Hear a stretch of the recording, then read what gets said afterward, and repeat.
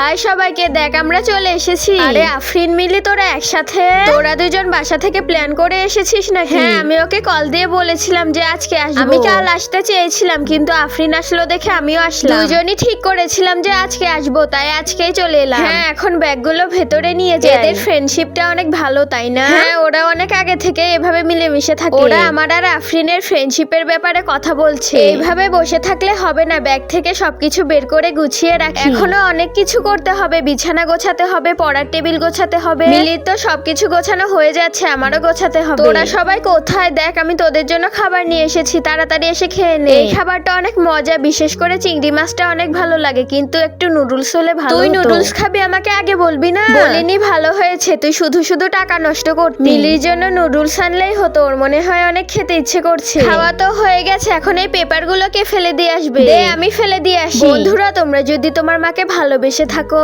আর এই ছবিটিকে সুন্দর মনে করে থাকো, তাহলে ভিডিওতে একটি লাইক করে চ্যানেলটি সাবস্ক্রাইব করে দাও।